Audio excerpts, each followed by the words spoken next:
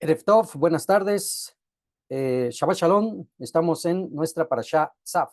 La parashá correspondiente al día de hoy se puede traducir como ordena y se encuentra comprendida de Vayikra 6:1 al 8:36. Una parashá que está íntimamente relacionada con la parashá Vayikra, el inicio de la parashá de este Sefer que estamos estudiando, que fue traducido como Levítico.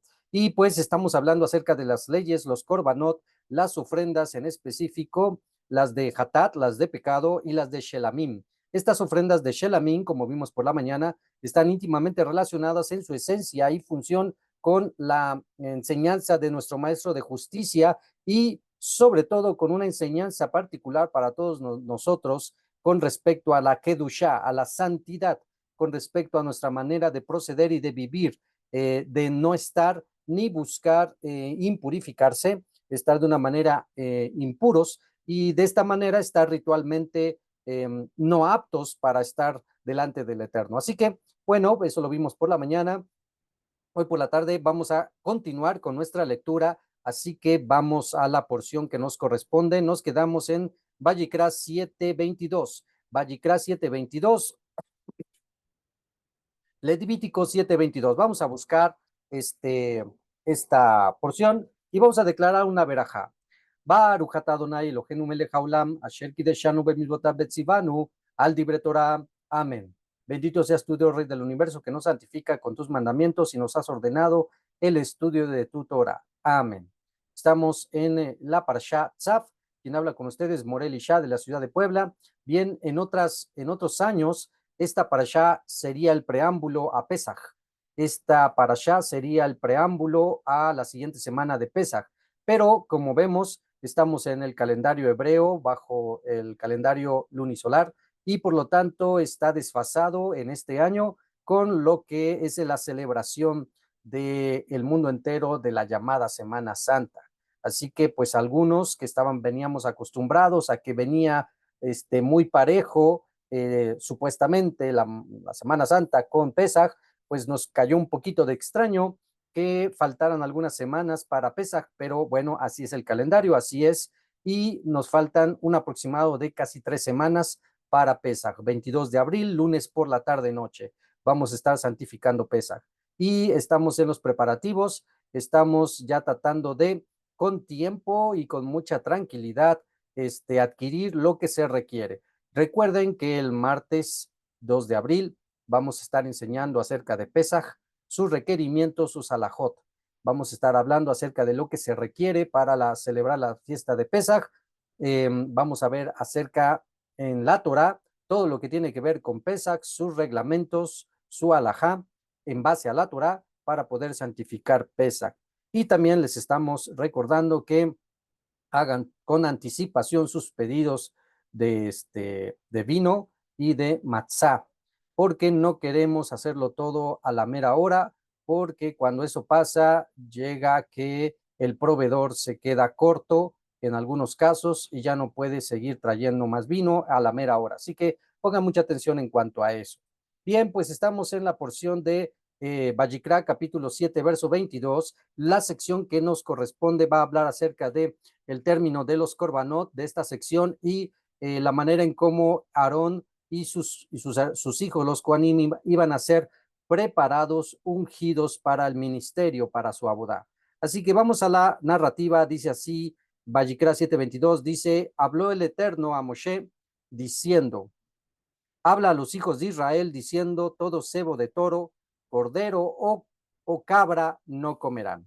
Bueno, volvemos a corroborar que viene este mandamiento para todo el pueblo de Israel. Todo cebo de toro, toda grasa de toro, toda grasa de cordero o toda grasa de cabra no comerán. Estos animales se sacrificaban en el Mishkan, por lo tanto está prohibido comer sus grasas. Verso 24, el cebo de un cadáver animal o de un desgarrado se utilizará para toda labor, pero comer no lo comerán. ¿Sí? Recuerden que la grasa a veces la usaban para hacer ciertos aceites en diferentes usos, pero comer no se puede. Verso 25, porque todo el que come cebo de la bestia, de las cuales se presenta de ellas ofrenda ígnea, al Eterno se cortará la vida del que lo come de su pueblo. ¿Sí? Así que todo aquel que sí le entra a la grasita de estos animales, pues tiene una sentencia, caret. ¿Qué es lo que entonces hacemos en las carnicerías? No está prohibido comer vaca eh, ni cordero, ni cabra. Eso es kosher, lo podemos comer. Solamente nuestros vistecitos le decimos al señor carnicero, por favor, quítele bien los pellejitos. Y eso es todo, no hay ninguna otra cosa más. ¿Sí? Verso 26. Y viene también el siguiente mandamiento: toda sangre no comerán en todas vuestras habitares, del ave y de la bestia no se come la sangre. Toda persona que coma cualquier sangre, inclusive la humana, se cortará esa vida de su pueblo. Así que recuerden, nosotros ya hace tiempo que lo hemos aprendido, le hemos dicho adiós a la moronga, que es justamente el platillo principal en México donde se ingiere sangre, pero no es la única manera. También en nuestros diferentes platillos, cuando se hacen guisados de res o cuando se hace guisado de pollo, si no se desangra correctamente el pollo y la res, se podría estar en el caldo teniendo la sangre.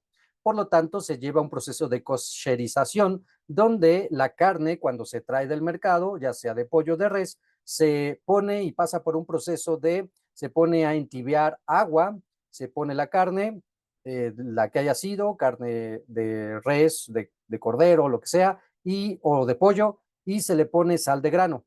Se deja por media hora que esté reposando y usted mismo va a ver cómo la sangre sale de lo más profundo de los huesitos que estaban ahí muy apegados, sale y para quien gusta hacerlo mucho, muy kosher, le hace este proceso 2 veces. Pero por lo general, con un solo proceso es suficiente. Y ya después de esto ya se puede pasar a guisarlo como bien se prefiera. Entonces, la manera en cómo comúnmente en México se come la sangre es en la moronga, en la que venden en los mercados o en las carnicerías, y que pues cuando se mataban los cerdos sobre todo, se utilizaban las tripas de los cerdos y se metía ahí la sangre y se llevaba a cocinar y se hacía así la moronga. Bueno, nosotros ya no comemos esa tipo de comida y buscamos desangrar toda la carne que traemos a nuestros hogares. Y de tal manera nos vamos librando de infringir este mandamiento, porque es muy interesante que el mandamiento no nos dice, pues mira, si consumiste 1 mililitro de sangre no pasa nada, o 0.5 mililitros de sangre no pasa nada. Ya si te tomas 100 mililitros, entonces ahí sí ya pecaste. No dice así el mandamiento es no comerán sangre. Así que hay que tener mucho cuidado en cuanto a eso, ser en eso muy riguroso. 27, verso 27, toda persona que coma cualquier sangre será cortada esa vida de su pueblo. 28, habló el Eterno a Moshe diciendo, habla a los hijos de Israel, diciendo, ¿quién presentar el sacrificio de sus pacíficos al Eterno? Traerá su ofrenda al Eterno del sacrificio de sus pacíficos. Sus manos traerán la ofrenda ígnea al Eterno, del cebo con el pecho traerán, el pecho para mecer en elevación delante del Eterno. Quemará el Cohen el cebo en el altar y será el pecho para Aarón y sus hijos. Ya podemos ver cómo esta ofrenda de Shelamim tiene una cierta característica donde cierta parte del animal iba a ser dada para que se beneficiara Aarón y sus hijos. Otra parte iba a ser quemada en el altar. 32. A la pantorrilla derecha entregarán por donación al Cohen de los sacrificios de vuestros pacíficos, el que presenta la sangre de los pacíficos y el cebo de los hijos de Aarón, para él será la pantorrilla derecha por porción. Esto era, no todo lo hacía Aarón, no todo lo hacían sus hijos, hablando de, no sé, Eleazar, sino que se iban turnando porque tan solo imagínate cuánto pueblo de Israel habría en la tierra de Israel que traería continuamente y diariamente sus sacrificios de diferentes motivos y no todo el tiempo estaba Aarón cortando, sacrificando y destazando y llevando al altar y apartando lo suyo. No todo el tiempo era el mismo, sino que se iban turnando entre ellos, entre los Kohanim, para que todos pudieran tener también el beneficio de lo que traían los ofrecientes. Verso 33, el que presenta la sangre de los pacíficos y el cebo de los hijos de Aarón, para él será la pantorrilla derecha por porción. Así que lo que el sacerdote presentaba es lo que le correspondía a él. 34, porque el pecho de elevación y la pantorrilla de donación tomé de los hijos de Israel de los sacrificios de sus pacíficos y los entregué a Aarón, el Cohen, y a sus hijos por ley perpetua de parte de los hijos de Israel. Esta es la porción de Aarón y la porción de sus hijos de las ofrendas ígneas al Eterno en el día que las ofrendó para ministrar delante del Eterno. 36, que ordenó el Eterno para darles en el día que los ungió de entre los hijos de Israel, ley perpetua para sus generaciones. Esta es la ley para el holocausto, la oblación, la ofrenda por pecado, la oblación por culpa, la investidura y el sacrificio de los pacíficos, que ordenó el Eterno a Moshe en el monte Sinaí en el día que ordenó a los hijos de Israel para presentar sus ofrendas al Eterno en el desierto de Sinaí. Capítulo 8.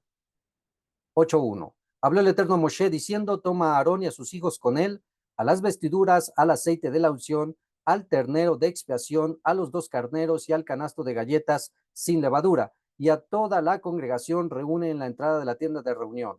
Hizo Moshe tal como le había ordenado el Eterno a él, y se reunió la congregación en la entrada de la tienda de reunión. Dijo Moshe a la congregación, esta es la orden que ha mandado el Eterno para hacer. 6. Acercó Moshe a Aarón y a sus hijos y los hizo lavar con agua. Colocó sobre él, Aarón, la túnica, lo ciñó con el cinturón, lo hizo vestir del manto, puso sobre él el efod y lo ciñó con el cinturón del efod y lo ornamentó con él, colocó sobre él el pectoral y puso en él el pectoral de los Urim y a los Tumim. Colocó el turbante sobre su cabeza y colocó sobre el turbante por la parte de delante la placa frontal de oro, corona sagrada, tal como le había ordenado el Eterno a Moshe. En otras palabras, lo va a vestir para ungirlo y que comience a realizar sus oficios. Verso 10. Tomó Moshe el aceite de unción y ungió al tabernáculo y a todo lo que había en él y lo consagró. Roció de él sobre el altar 7 veces, recuerden, 7 perfección, ungió al altar y a todos sus utensilios y a la fuente y a su base para consagrarlos. Así que de una manera perfecta se consagran todo lo que había sido hecho para el Mishkan para el uso exclusivo del Eterno. 12. Vertió del aceite de unción sobre la cabeza de Aarón y lo ungió para consagrarlo. Acercó Moshe a los hijos de Aarón, los hizo vestir túnicas, los ciñó con un cinto, les puso tiaras, tal como le había ordenado el Eterno a Moshe. Así que pongan atención porque aquí viene toda una enseñanza para nosotros mismos, puesto que Aarón el Cohen tenía que ser ungido con aceite para poder entrar a ministrar al Eterno. Y esa unción, ese aceite de la unción que representa el Ruach HaKodesh y que venía sobre su cabeza y con la cual sería ya consagrado, ya no podía salir de allí en el sentido de dedicarse a otra cosa, ni podía traspasar los mandamientos del Eterno en cuanto a los korbanot, sino que se tenía ahora como uso exclusivo del Eterno. Cuando nosotros venimos al conocimiento del Dios de Abraham, Isaac y Jacob, antes de que viniéramos a la Teshuvá perfecta en la obra del madero de Yeshua, nosotros hacíamos, decíamos, veíamos, vivíamos como bien nos parecía, así como en el tiempo del libro de los jueces. Nosotros hacíamos lo que bien nos parecía, la vida loca, subíamos, íbamos, veníamos, hacíamos lo que bien nos parecía, la idolatría, etcétera.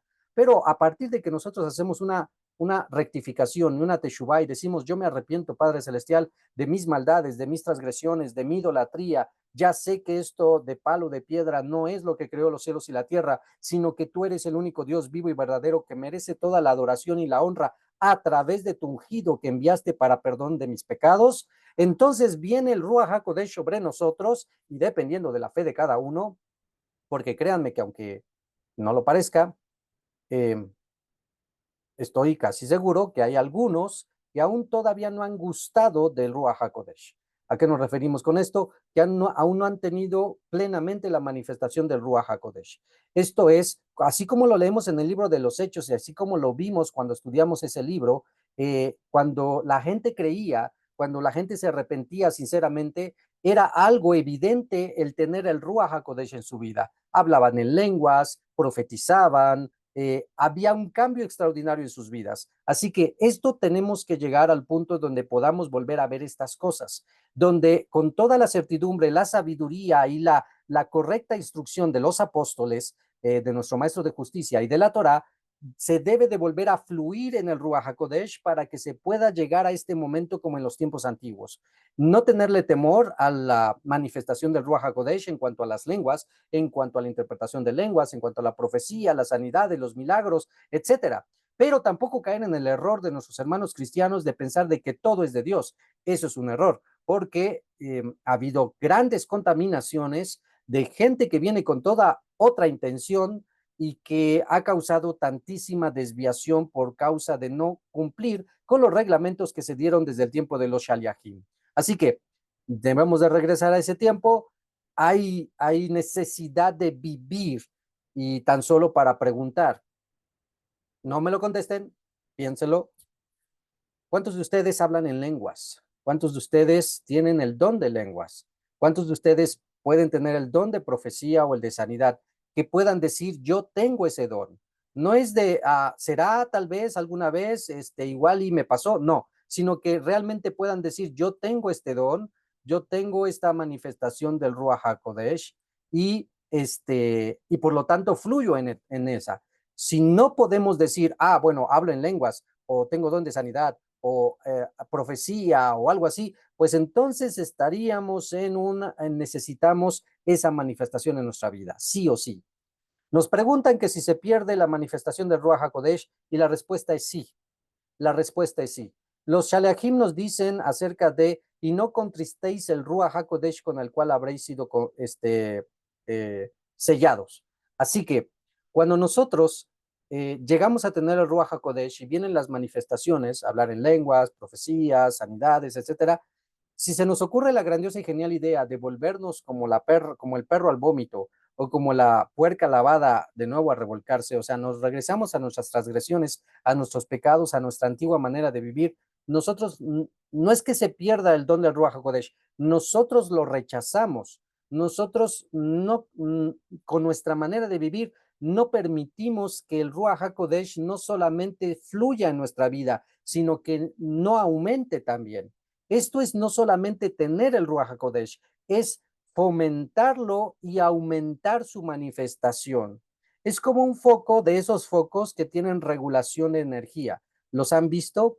De esos focos, no de los normales que tenemos, que prendemos y luego viene la luz, no, sino de esos focos que con una perilla le vas aumentando y empieza más fuerte o más débil, así.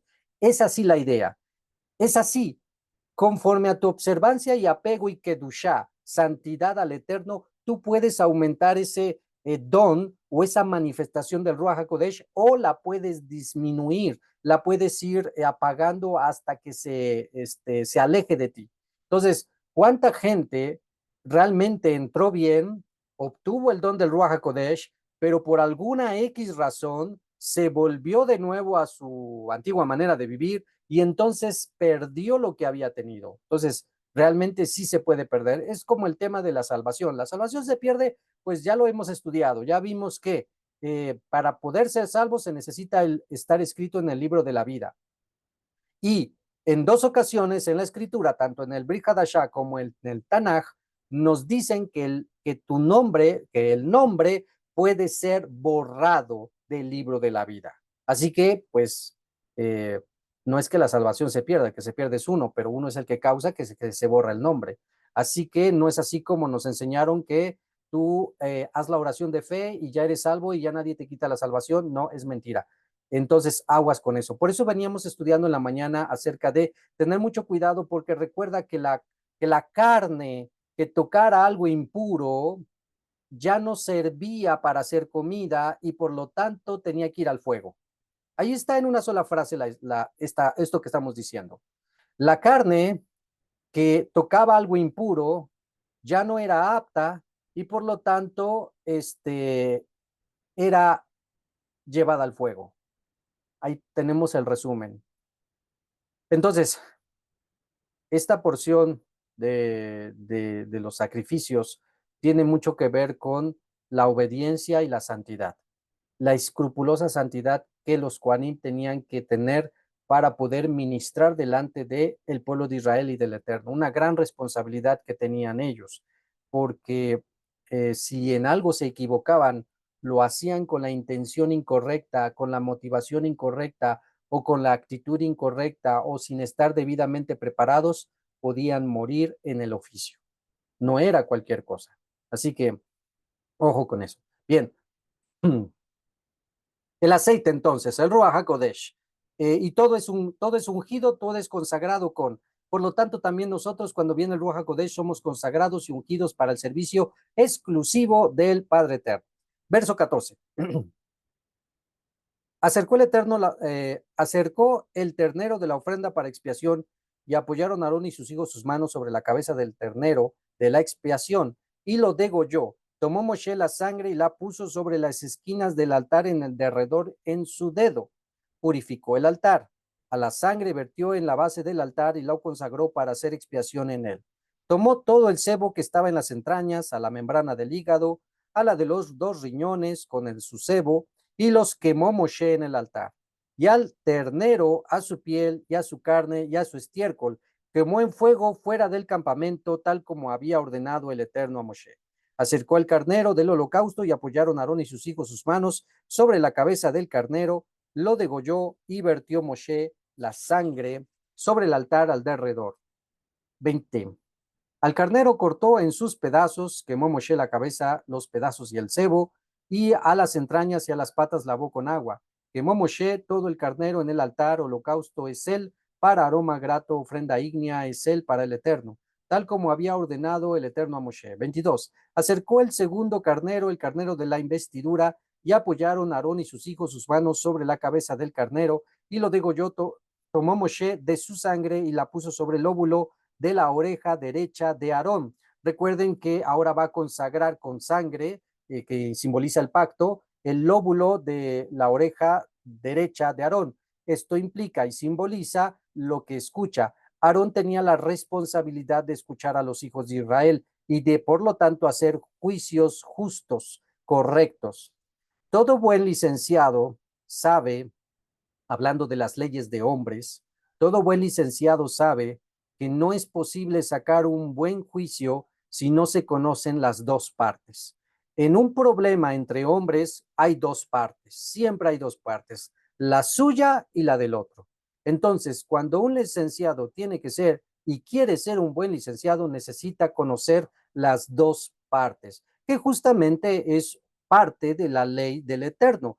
Antes de hacer un juicio, se tienen que escuchar a las dos partes y tener testigos para poder proceder a una sentencia. Así que cuando alguien se pasa por alto este procedimiento y solamente escucha una parte, inevitablemente ya está coaccionada la persona para ir a favor de la parte que escuchó. Entonces, eso causaría un juicio injusto, porque así como podría ser que el defensor que está defendiendo a su cliente probablemente tiene la razón, como probablemente no tiene la razón. Así que recuerden eso y eso lo llevamos a varios niveles, desde problemas legales entre personas o grupos o naciones, y lo llevamos hasta nuestros puntos más elementales, que son nuestra familia. Hay un problema en el hogar, en la casa, y están tus hijos involucrados. Si solamente le das el lado a tu Lulu, a tu consentido, y no escuchas lo que pasó del otro lado con el otro hijo, inevitablemente ya estás coaccionado para ir a favor de tu consentido. O, aunque no fuera tu consentido, fue al primero que escuchaste. Tú escuchaste, ay, es que mi hermano fulano de tal rompió, no hizo, lo que quieras, tú lo escuchaste y ya vino tu ira, tu enojo, como posible que no lo hizo. Tranquilo, calma, despacio, vamos a ver. Primero llamamos al otro, ¿qué fue lo que pasó? ¿No obedeciste? ¿No hiciste? ¿Qué fue? Ah, no, es que fíjate que no pude hacer esto, por eso, pues no sé, X. Entonces ya escucha las dos partes y ya viene un mejor juicio. Entonces, eso es lo que se tiene que buscar cuando Aarón es consagrado con respecto a su lóbulo, sangre en su lóbulo. Lo que Aarón, como el príncipe del pueblo, como el Cohen Agadol, tenía la obligación de aprender a escuchar y por lo tanto después dar juicios correctos dentro del pueblo. Era una responsabilidad tremenda. Así como lo vimos en la serie, lo estamos viendo en la serie del Rey David, cuando el rey David se sienta y vienen las personas a acusarse, no es que él me hizo, no es que el otro me hizo, y el rey tiene esa obligación y responsabilidad de escuchar para dar un buen juicio.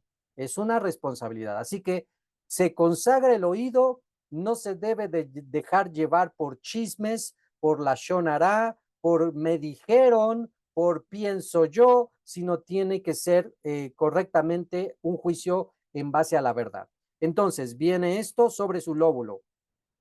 Y roció y consagró a Aarón, donde vamos. Ok. Y lo degolló, verso 24. Acercó a los hijos de Aarón y puso Moshe de la sangre sobre el lóbulo de sus orejas derechas, sobre el pulgar de su mano derecha, sobre el pulgar de su mano derecha, todo lo que hace implica lo mismo, consagrado lo que hace, lo que va a realizar en el Mishkan, así como lo que pudiera hacer fuera del Mishkan, debe de estar consagrado en base a los mandamientos del Eterno. Sobre el pulgar de sus manos derechas y sobre el pulgar de sus pies derechos. El pulgar de su pie derecho que va a representar los caminos en los que anda, la manera de vivir continuamente, el estilo de vida que tendría el Cohen y sus hijos, consagrado para el Eterno, en lo que escucha, en lo que hace y en lo que vive diariamente, en sus pies. Verso 26. Del canasto, no, verso 25. Tomó el cebo a la cola y a todo el cebo que está sobre las entrañas a la membrana del hígado, a los dos riñones, a sus cebos y a la pantorrilla derecha. Del canasto de galletas sin levadura que está delante del Eterno, tomó una galleta sin levadura, una galleta de pan aceitoso y una oblea, y la puso sobre los cebos y sobre la pantorrilla derecha. Puso todo sobre las palmas de Aarón y sobre las palmas de sus hijos, y los meció en elevación delante del Eterno. Es algo así como un movimiento de de mecer, los presentó delante del Eterno, lo que estaba ahí teniendo. 28. Los tomó Moshe de sobre las palmas de ellos y los quemó en el altar junto con el holocausto. Sacrificio de investidura, ellos fueron para Aarón aroma grato, ofrenda ígnea para el Eterno. Verso 29. Tomó Moshe el pecho y lo meció en elevación delante del Eterno del carnero de investidura para Moshe. Fue una porción tal como ordenó el Eterno a Moshe. Tomó Moshe del aceite de la unción y de la sangre que está sobre el altar y roció sobre Aarón, sobre su vestidura, sobre sus hijos y sobre la vestidura de sus hijos, junto con él. Y consagró a Aarón a sus vestiduras y a sus hijos y a las vestiduras de sus hijos con él. Dijo Moshe a Aarón y a sus hijos, cocinen la carne a la entrada de la tienda de reunión y allí la comerán, con el pan que está en las canastas de investidura, tal como lo ha ordenado, diciendo a Aarón y a sus hijos lo comerán. Lo que sobre de la carne y del pan en fuego quemarán. Así que recuerden, parte de lo ofreciente era para el Eterno en el altar y parte para Aarón y sus hijos. 33. De la entrada de la tienda de reunión no saldrá 7 días. Ahora, en este momento de preparación y consagración, solamente iba a ser la primera vez cuando iba a ser consagrado. Cuando murió Aarón y sucedió su hijo Eleazar, tuvo que cumplir todo esto que estamos leyendo. Cuando fue ungido, fue vestido con las vestiduras del Cohen Agadol, hizo todo este procedimiento, lóbulo y todo esto, y se tuvo que quedar 7 días en el Mishkan para estar consagrado. Así que, verso 33, de la entrada de la tienda de reunión no saldrán 7 días hasta el día que se completen los días de vuestras investiduras, porque en 7 días se completará vuestra investidura. Tal como hizo en este día, ha ordenado el Eterno hacer 7 días. Y esta situación de los 7 días está íntimamente relacionado con todo lo que tiene que ver con la creación, de los 7 días de la creación, que tiene que ver con los 7 días de la semana, que tiene que ver con el tiempo perfecto del Eterno, donde para el Eterno es un día, son como 1000 años, por lo tanto llevamos 6000 años y nos falta un milenio, un día, y ese milenio va a ser el que se viva con nuestro Maestro de Justicia, el reino milenial. Cuando se cumplan los 7 años, 6 días sin Mashiach, un día con Mashiach, son 7, entonces vendrá lo perfecto. Entonces vendrá lo perfecto. Todavía no está lo perfecto. Ni aún en el reino milenial estará lo perfecto. Se estará ensayando para lo perfecto en el reino milenial. Y cuando terminen esos 1000 años y se sumen los 7000 años, 7, entonces lo leemos aquí claramente, nos lo dice. Volvemos a leer el verso 33.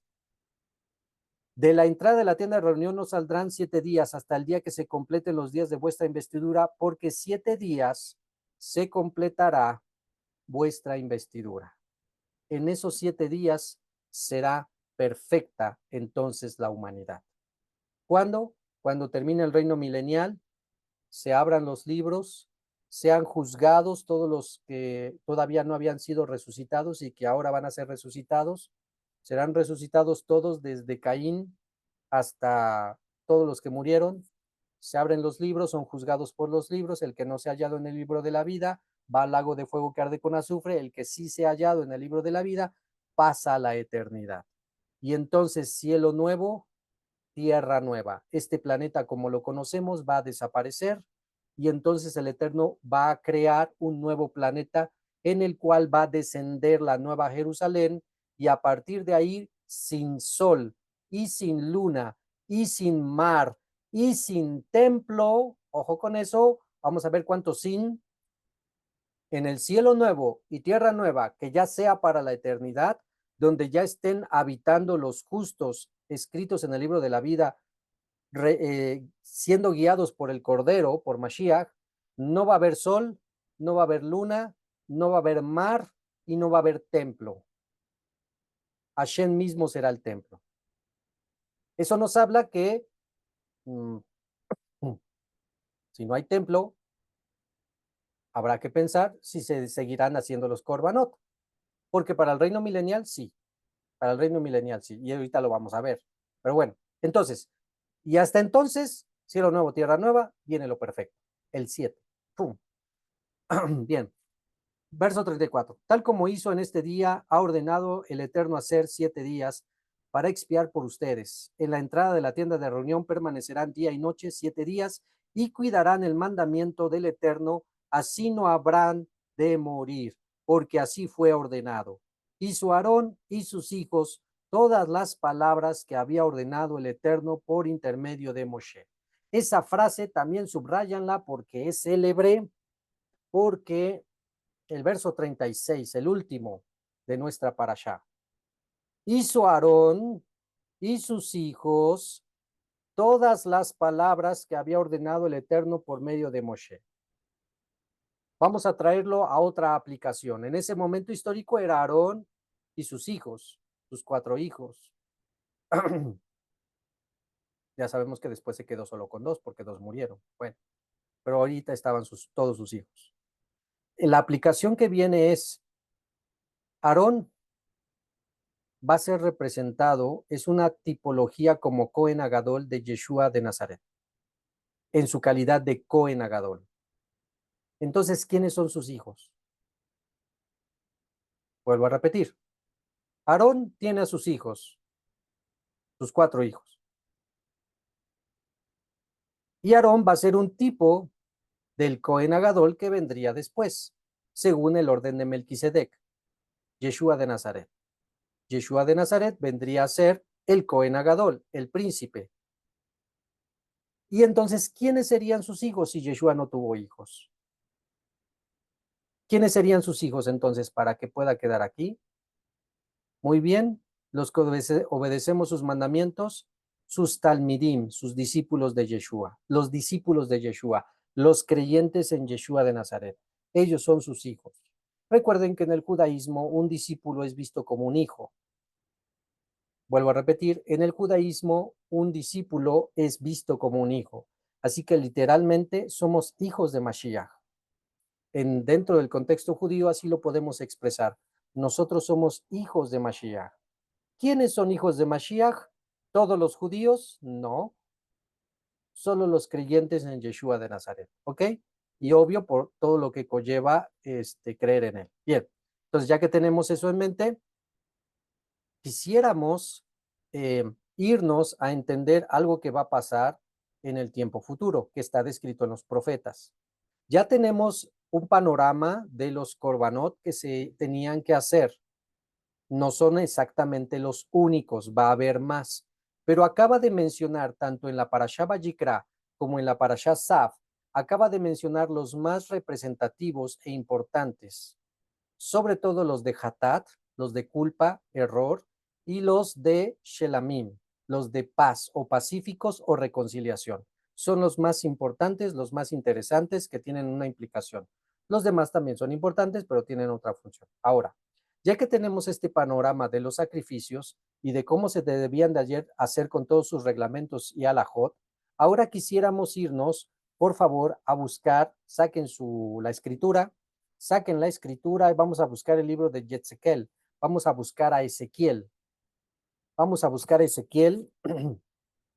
Y aquí termina nuestra parashá en la Torá. Aquí termina la parashá en la Torá. Pero queremos juntar esta idea con Yetzekel, Ezequiel. Así que vamos a sacar la escritura y vamos a buscar el profeta Ezequiel y vamos a irnos al capítulo 40. Y por favor, si alguien se nos está queriendo adormecer por el calor, póngase de pie, vaya por un vaso de agua para que podamos llevar la idea, ¿sí? Entonces, ya lo tenemos, Ezequiel 40. Bien, ahora, aquí viene algo interesante porque no vamos a leer, estamos iniciando del 40, pero no vamos a leer el 40, porque es un poco de lectura. Nos vamos a ir a el capítulo 43, pero les digo del 40 porque a partir de ahí viene lo que es mencionado como la revelación que el Eterno dio a Yetzekel con respecto al templo. Bien, entonces vamos a ubicarnos para poder entender qué templo está mirando Ezequiel, ¿sí? Ya pasó el primer templo que fue destruido, que fue construido por Shlomo, y fue destruido por Nabucodonosor, ya pasó. Estamos en el periodo en donde está por reconstruirse el tercer templo, el segundo templo, con Ezra y Nehemías, ¿sí?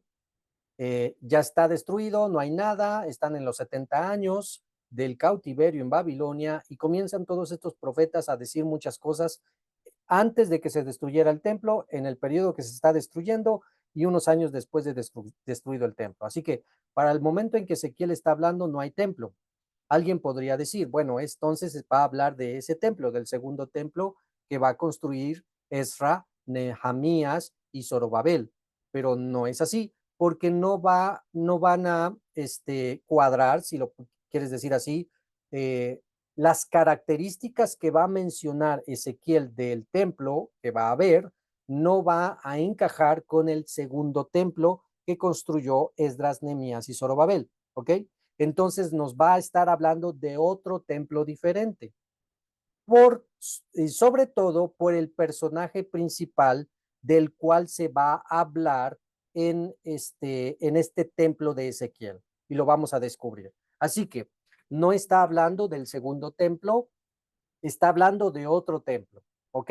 Así que a partir del capítulo 40 comienza esta revelación del Eterno hacia Ezequiel de cómo vendría dispuesto con lujo, absolutamente lujo de detalle, cada piedra, cada columna, cada poste, cada ornamento, todo está descrito en estos capítulos. Así que, como hemos hablado en otras ocasiones, el Eterno es tan transparente que no da pie a algún hueco de que alguien interprete como bien le plazca, sino que más bien todo está claro como el agua.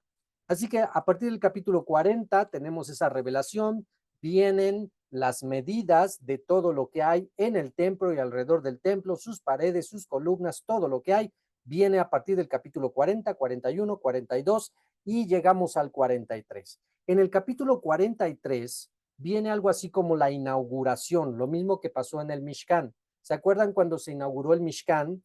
Vino la nube de gloria y estuvo un tiempo sobre el Mishkan y no dejaba a nadie entrar. Hasta que se levantó la nube de gloria, entonces pudieron entrar Aarón y sus hijos. Bien, algo así está pasando en el capítulo 43 y vamos a leer. Capítulo 43 de Yetzekel, de Ezequiel, 43:1, y dice, me llevó luego a la puerta que mira hacia el oriente, y aquí la gloria del Dios de Israel, la Shejinah, que venía del oriente y su sonido era como el sonido de muchas aguas, o sea, algo estruendoso, fuerte, y la tierra resplandecía a causa de su gloria. 3.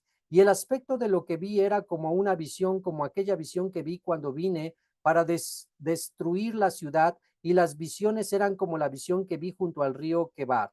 Y me postré sobre mi rostro, o sea, rostro a tierra, y la gloria del Eterno entró en la casa por la vía de la puerta que daba al oriente, y me alzó el espíritu y me llevó al atrio, o sea, al patio interior, y he aquí que la gloria del Eterno llenó la casa.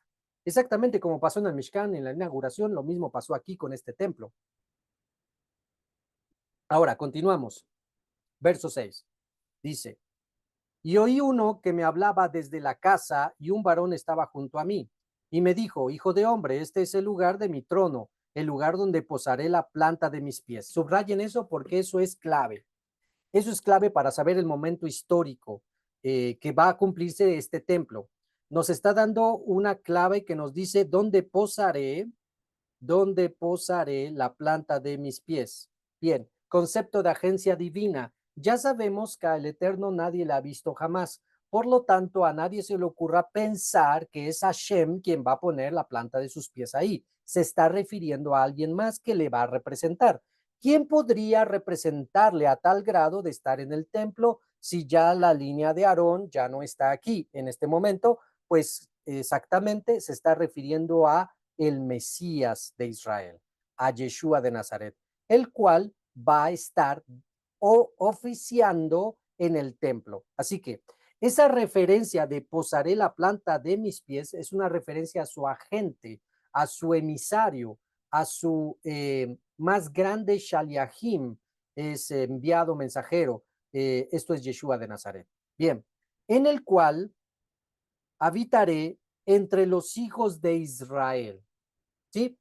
Acuérdense que Yeshua tiene varios títulos.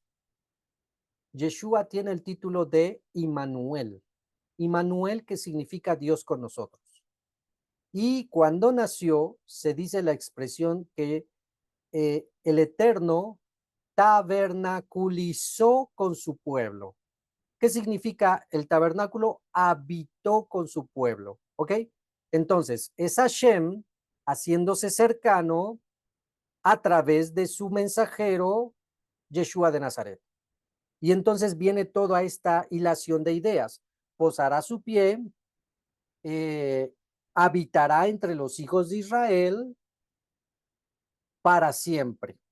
Y nunca más profanará la casa de Israel mi santo nombre, ni ellos ni sus reyes con sus fornicaciones, ni con los cuerpos muertos de sus reyes en sus lugares altos. Y ahí hay una referencia a la idolatría, porque donde ofrecían sacrificios y quemaban a sus hijos en los lugares altos. ¿Y quienes lo hacían? Nos está hablando del principalmente los reyes de Israel. 8. Porque poniendo ellos su umbral junto a mi umbral, y su contrafuerte junto a mi contrafuerte, mediando solo una pared entre mí y ellos, han contaminado mi santo nombre con sus abominaciones e hicieron, por tanto, los consumí en mi furor. 9. Ahora arrojarán lejos de mí sus fornicaciones y los cuerpos muertos de sus reyes, y habitaré en medio de ellos para siempre. 10. Tu hijo de hombre, muestra a la casa de Israel esta casa. Esta profecía que está escrita aquí la tenía que mostrar a los hijos de Israel, pero con una pequeña restricción. Vamos a ver a quién sí le había podido dar esta revelación del templo. Sigamos leyendo, dice, tu hijo de hombre, verso 10, muestra la casa de Israel, esta casa, y avergüéncese de sus pecados y midan el diseño de ella. Así que no todos, ahorita lo vamos a ver, no todos tenían derecho, apertura a escuchar y ver la revelación de este templo, no todos. Verso 11. Y si se avergonzaren de todo lo que han hecho, hazles entender el diseño de la casa, su disposición, su salida, sus entradas y todas sus formas, y todas sus descripciones y todas sus configuraciones y todas sus leyes, y descríbelo delante de sus ojos. Subráyenlo porque tú estás viviendo esa profecía. Ese verso 11 es para ti y es para mí. ¿Por qué? Ahorita te explico. Este verso 11, ahí estamos tú y yo profetizados. No es para todos la revelación de este templo que viene, no es para todos. Es por eso que en la cristiandad no creen, no entienden y no se les enseñan la necesidad de un tercer templo. Hablamos de un tercer templo con la cristiandad y ellos dicen, no, no es necesario, ni sabía que iba a haber un tercer templo, lo que tú quieras. Ni por aquí se las huelen que se necesita un tercer templo o que va a haber un tercer templo.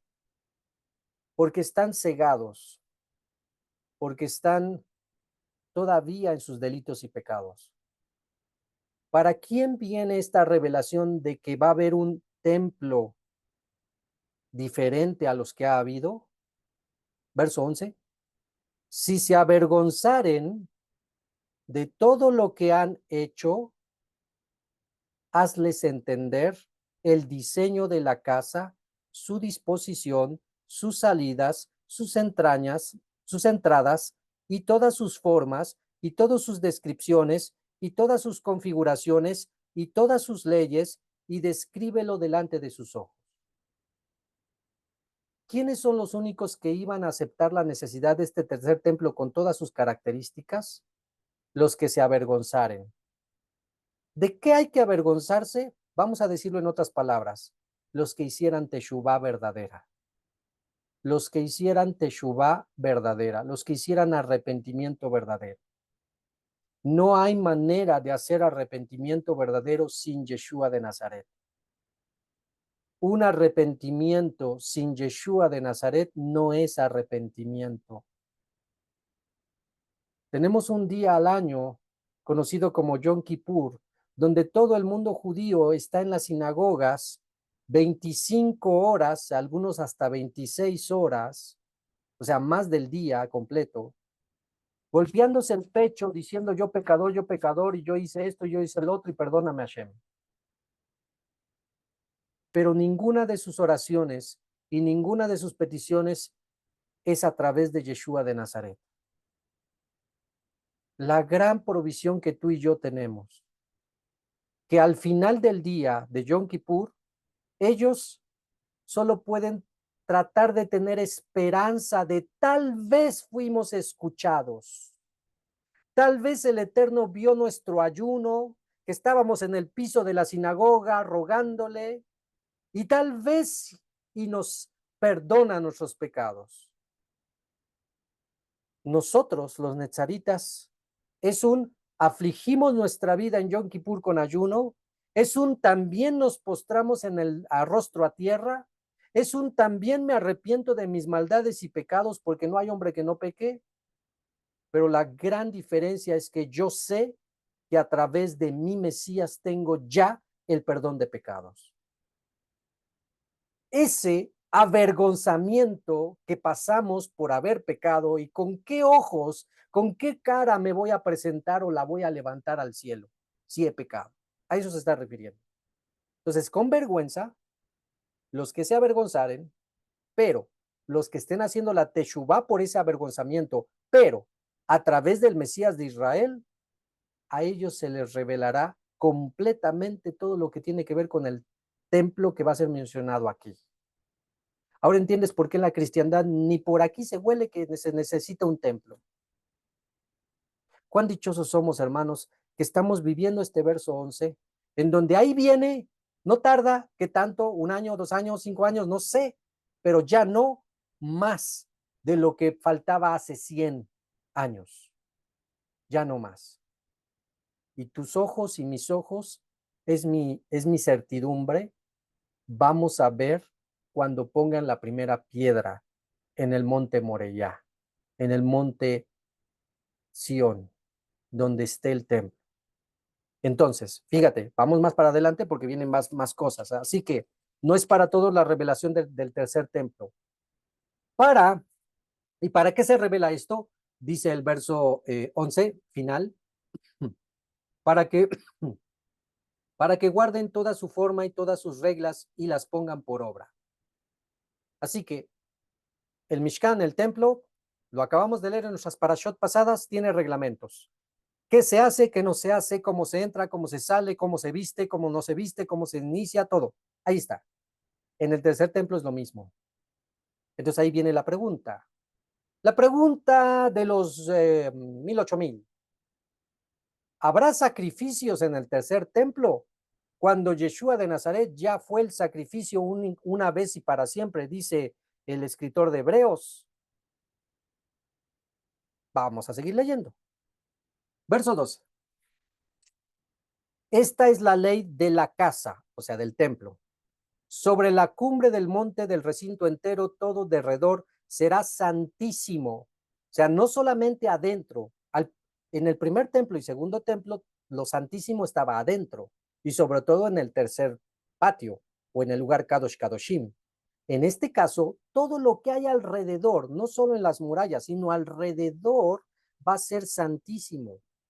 He aquí que esta es la ley de la casa o del templo. Verso 13.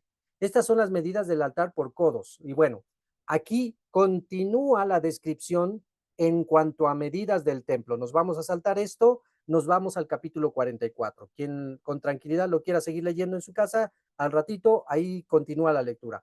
Capítulo 44, verso 1, dice, me hizo volver hacia la puerta exterior del santuario, la cual mira hacia oriente y estaba cerrada. Y me dijo el Eterno, esta puerta estará cerrada, no se abrirá ni entrará por ella hombre, porque el Eterno Dios de Israel entró por ella, estará por tanto cerrada. Oh, entonces ya nos está dando características de lo que va a haber en este templo que no pasó en los otros dos templos. Así que ni para confundir que este templo es el segundo templo, no entran las características, porque aquí nos está diciendo que una puerta va a estar cerrada, porque por allí pasó el Eterno, ¿sí?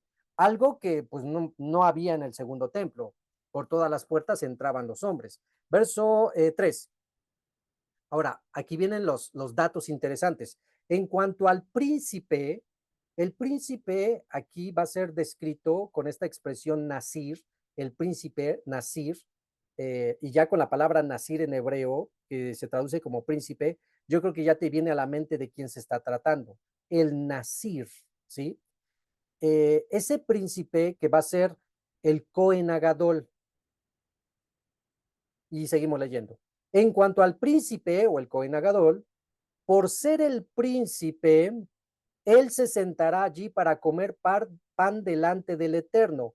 Por el vestíbulo de la puerta entrará y por ese mismo camino saldrá.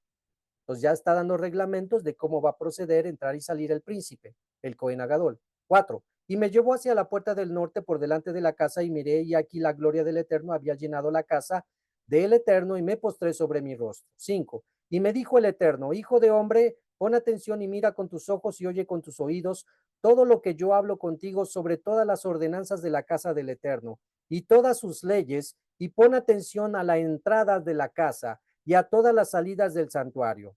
Y dirás a los rebeldes, a la casa de Israel.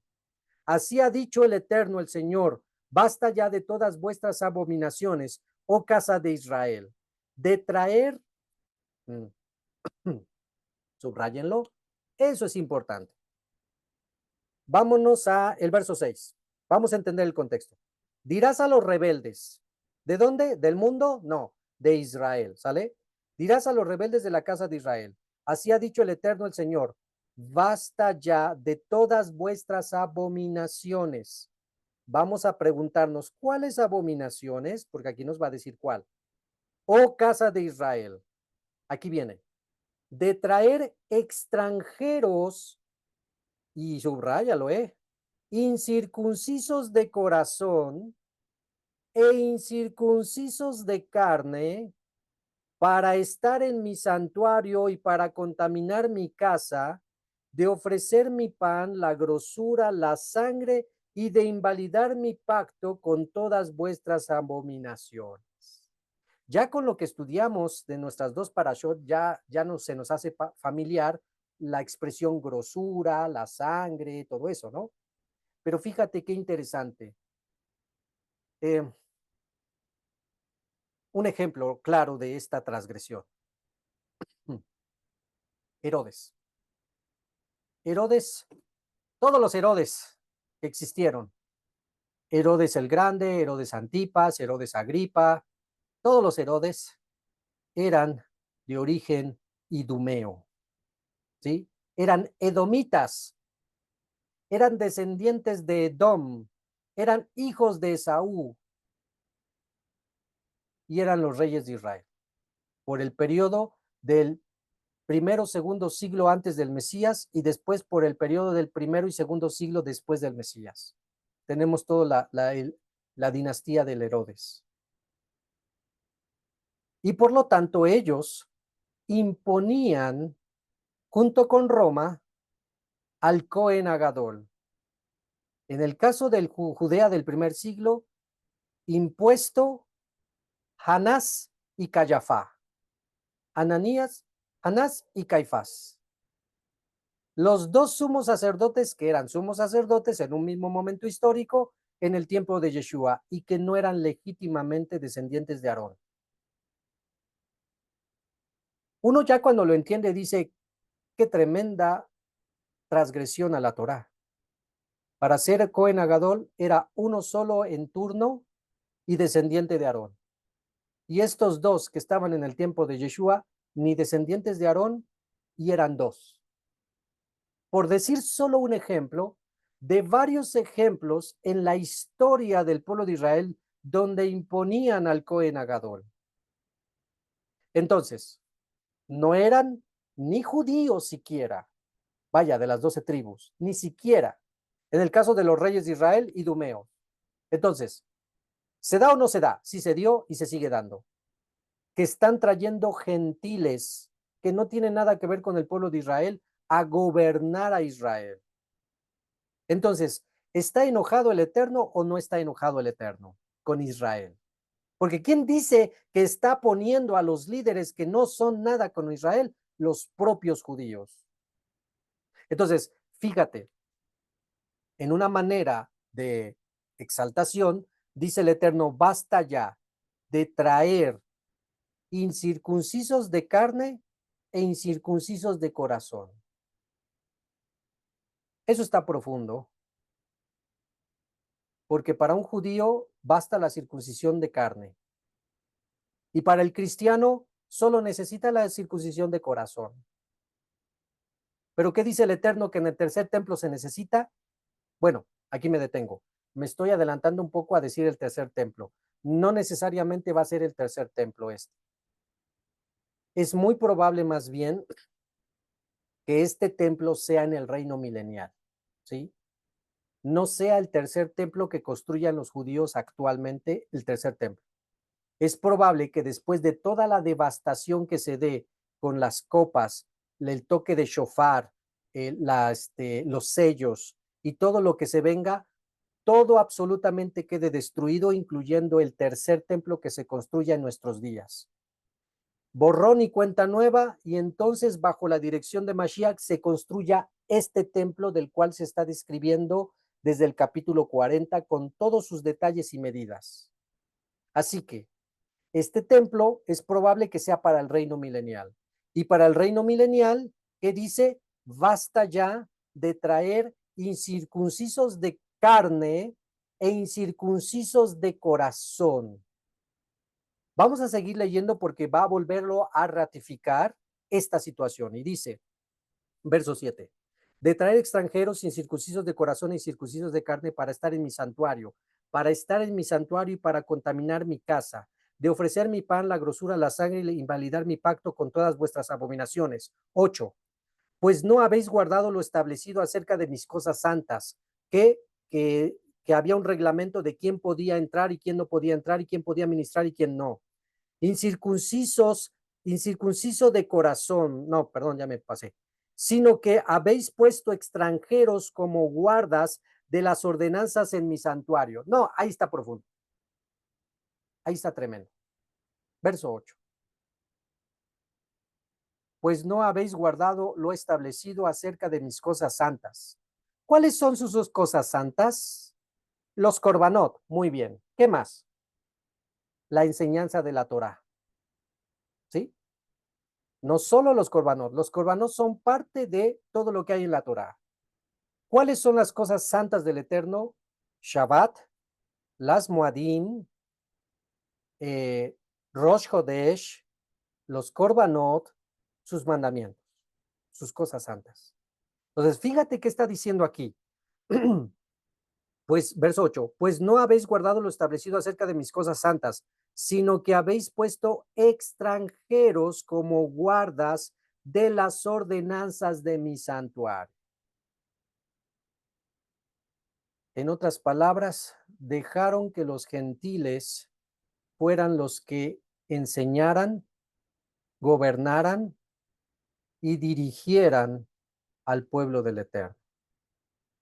Esto es toda la historia del cristianismo, de un gentil diciéndole al judío, quítate que ahí te voy. Quítate, le dice el gentil, porque ahora yo soy el Israel espiritual.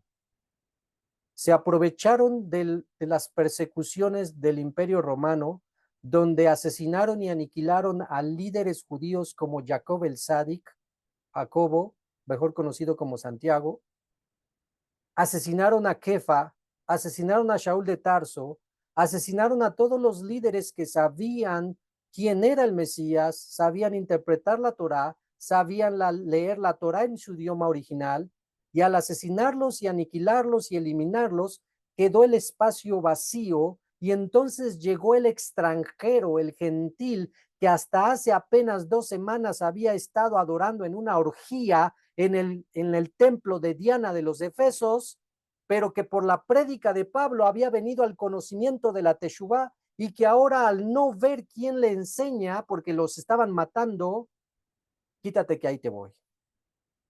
Y esa es la historia del cristianismo hasta el día de hoy.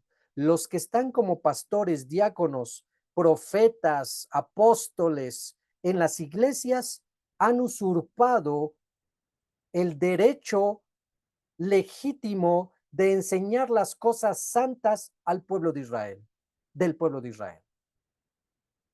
Y el Eterno, ¿cómo se encuentra? Hasta aquí. Basta ya. Porque han traído incircuncisos de carne, no son judíos, e incircuncisos de corazón, realmente no obedecen, no aman y no creen en el Mesías Yehudí, Yeshua de Nazaret.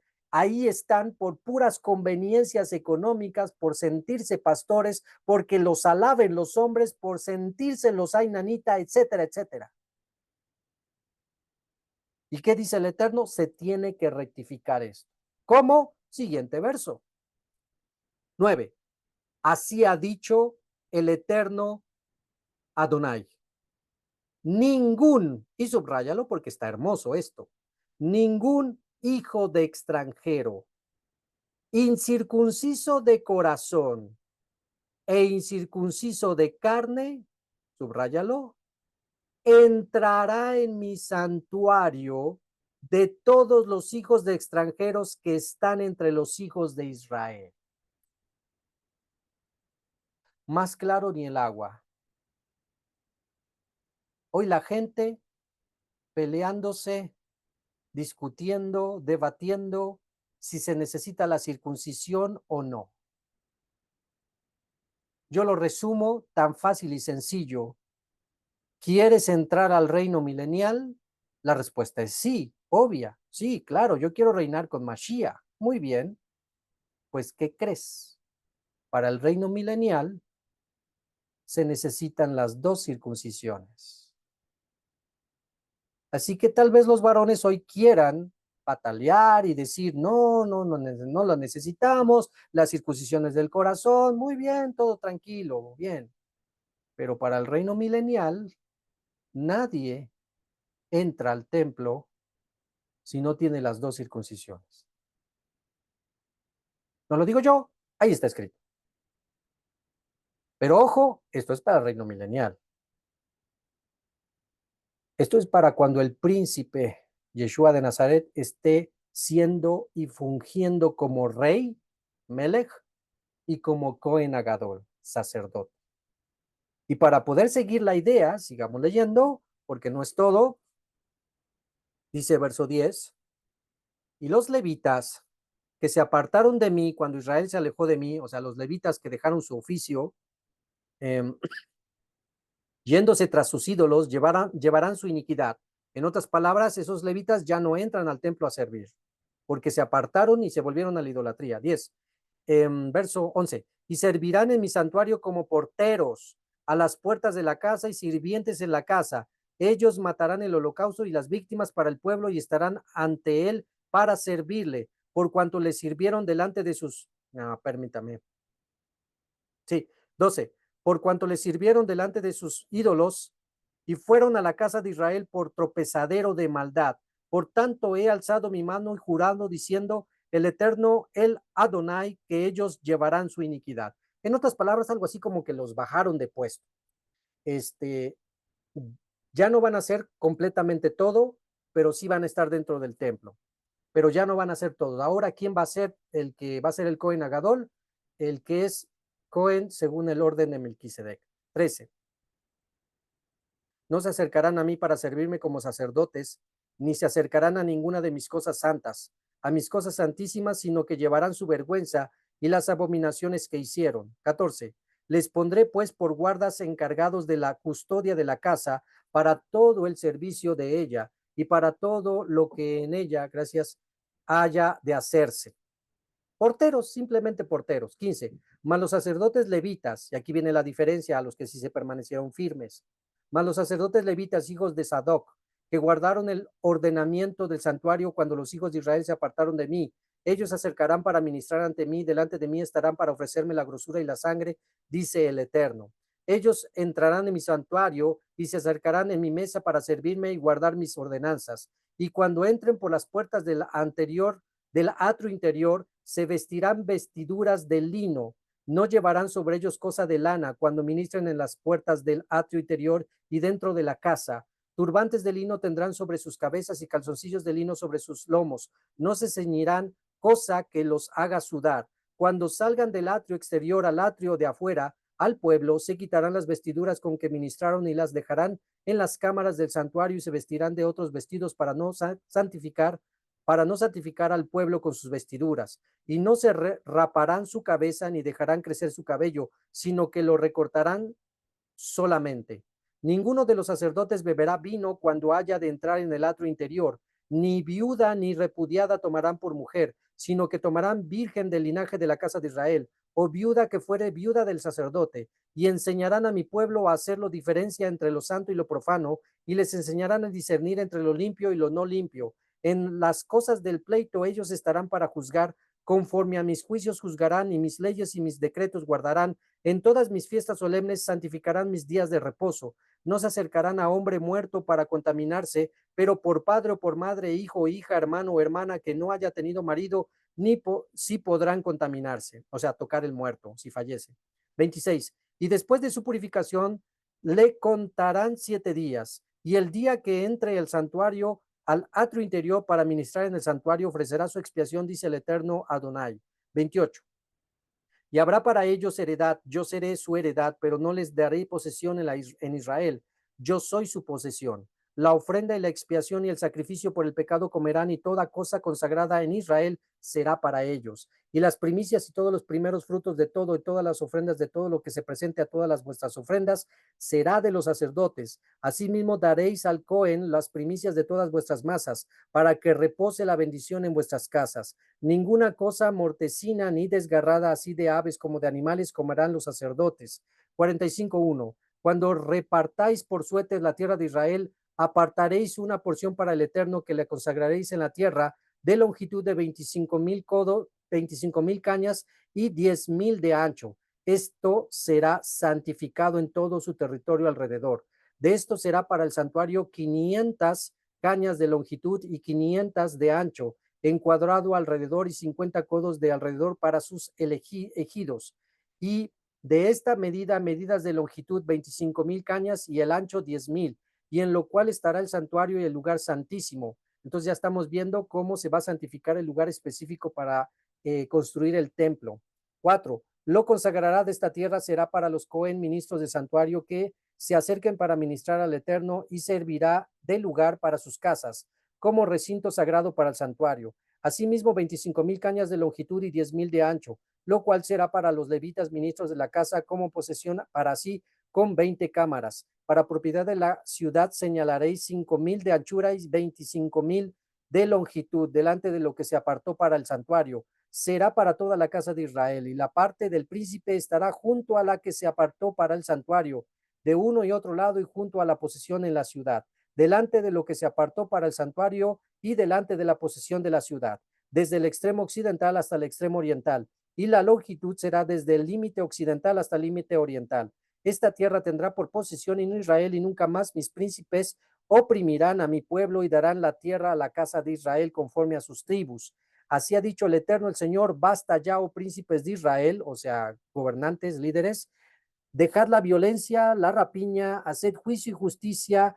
Esto de príncipes hasta lo podríamos traducir en nuestros contextos con la palabra, lo voy a leer, verso 9. Así ha dicho el Eterno, el Señor: basta ya, oh rabinos de Israel, dejad la violencia y la rapiña, haced juicio y justicia, quitad vuestras imposiciones de sobre mi pueblo, dice el Señor.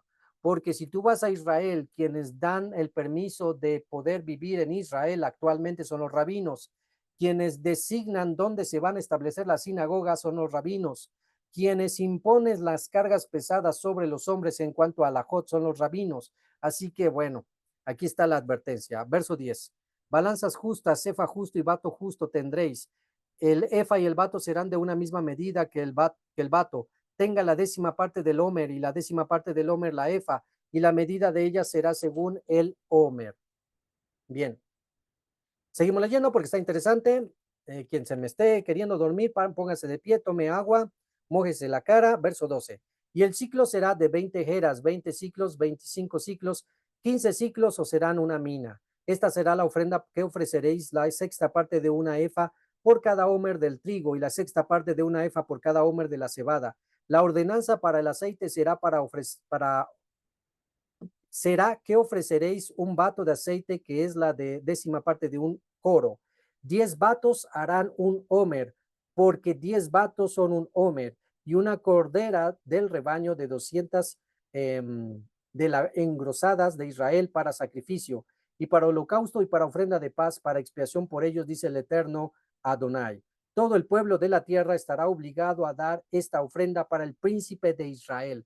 Esto, miren, esto ya nos está apuntando a que no se está refiriendo ni al primer templo, ni al segundo templo, ni al tercer templo. Esto ya nos está apuntando al reino milenial. Cuando dice, verso 16, todo el pueblo de la tierra, o sea, todo el mundo, no solamente Israel, estará obligado a dar esta ofrenda para el príncipe de Israel. Mas el príncipe corresponderá el dar el holocausto y el sacrificio y la libación en las fiestas solemnes, en las lunas nuevas, en los días de reposo y en todas las fiestas de la casa de Israel. Él dispondrá la expiación, la ofrenda, el holocausto y las ofrendas de paz para hacer expiación por la casa de Israel. 18. Así ha dicho el Eterno, el Señor: el mes primero, el día primero del mes, tomarás de la vacada un becerro sin defecto y purificarás el santuario. Y el sacerdote tomará de la sangre de la expiación y pondrá sobre los postes de la casa y sobre los 4 ángulos del descanso del altar y sobre los postes de las puertas del atrio interior. Así harás el 7º día del mes para los que pecaron por error y por engaño, y harás expiación por la casa. 21. El mes primero, a los 14 días del mes, tendréis Pesaj, fiesta de 7 días, se comerá pan sin levadura. Si siguen la lectura, está hablando de todo lo que dice la Torá, todos sus reglamentos en cuanto a las fiestas, en cuanto a los korbanot. Pero el detalle es que nos está dando puntos especiales y esenciales que ningún templo cumplió. No se cumplió esto en el primer templo, no se cumplió esto en el segundo templo, y así como se están viendo las cosas, esto no se va a cumplir en el tercer templo. Este reglamento fiel como tal solo se va a dar en el reino milenial. ¿Por qué lo decimos? Porque para el tercer templo, quienes van a estar gobernando en el tercer templo van a ser los ortodoxos, los rabinos, los que no creen en el Mesías de Israel. Sí, van a construir el templo, sí holocausto, sí levita, sí la vaca, la para Adumá, la vaca roja, todo lo que ustedes quieran, pero va a ser sin Yeshua. Y por lo tanto, a como lo estamos viendo en la profecía, el príncipe, Yeshua de Nazaret, el Goel, el Mashiach, tiene que estar presente. Así que esta descripción de este templo no es ni siquiera para el tercer templo, es para el reino milenial. Y algo interesante que puedes deducir es que para el reino milenial va a seguir habiendo sacrificios, korbanot, y vas a seguir viviéndose todas las fiestas del Eterno, incluyendo Shabbat, Rosh Hodesh, y como el que acabamos de leer, Pesach. Sigan leyendo y va a seguir hablando acerca de las fiestas y de lo que ocurrirá con los que no quieran subir a adorar al Eterno en las fiestas, en específico en la fiesta de los tabernáculos. Y es tan importante que pues vamos a leerlo. Así que encarrerémonos, verso 22. Aquel día el príncipe sacrificará por sí mismo y por todo el pueblo de Israel un becerro por el pecado.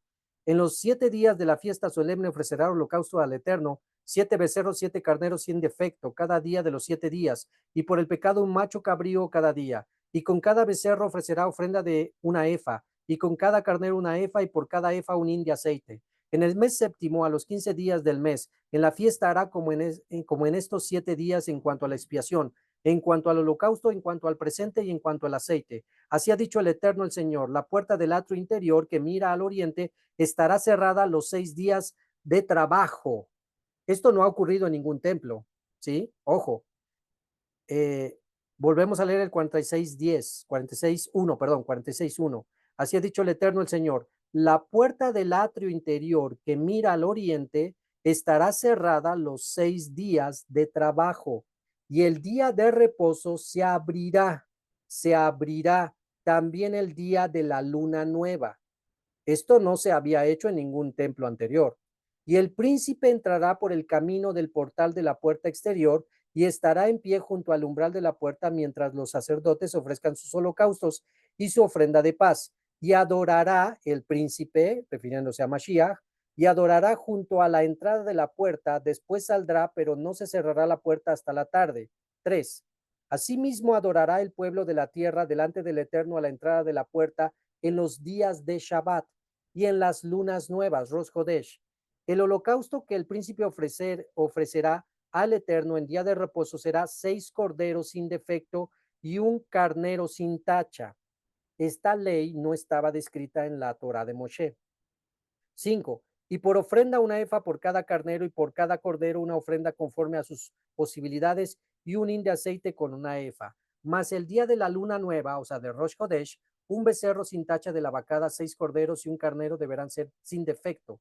Y hará ofrenda de una efa con el becerro, de una efa cada carnero, pero con los corderos conforme a sus posibilidades y un hin de aceite por cada efa. Y cuando el príncipe entrare, entrará por el camino del portal de la puerta y por el mismo camino saldrá.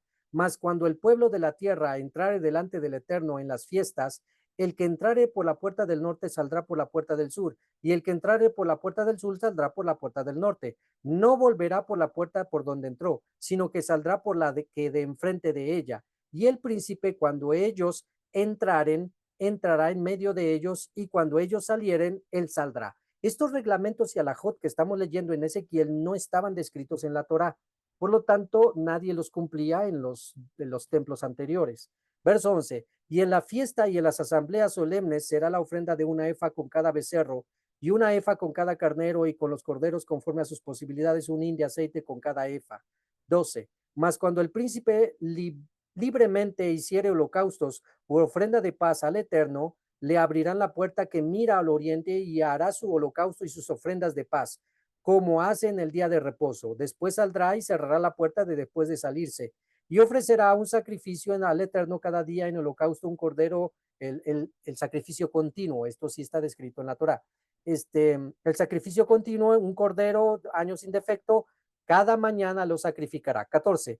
Y con él hará todas las mañanas ofrenda de la sexta parte de la efa y la tercera parte de un hin de aceite para mezclar con la flor de harina, ofrenda para el Eterno continuamente por estatuto perpetuo. Bien.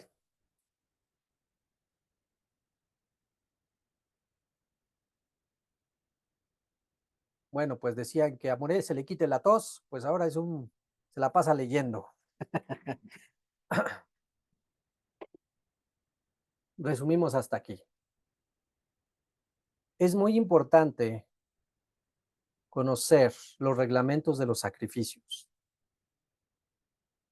Y siendo conscientes, honestos, en otros años, cuando llegábamos a estas parashot, no nos enseñaban nada de esto. Tomaban un versículo tipo cristiano, tomaban un versículo, 2 versículos, los primeros tal vez, y después se disertaban en todo lo que ustedes quieran, menos en leer completamente la halajá, el reglamento completo de la Torá en cuanto a los sacrificios.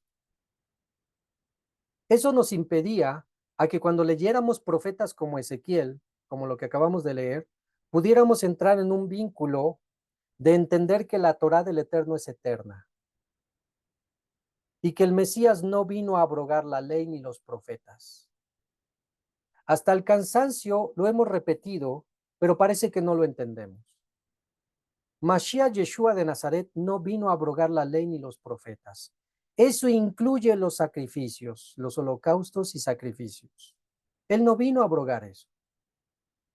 Cuando el escritor de Hebreos dice un sacrificio una vez y para siempre, no se está refiriendo a todos los sacrificios de la Torá. Se está refiriendo a un solo sacrificio y se está refiriendo a un sacrificio por pecados de error, que es en Yom Kippur. Así que en nuestra ignorancia nos comimos la idea de que un sacrificio una vez y para siempre, ya no necesitamos templo entonces. Mentira.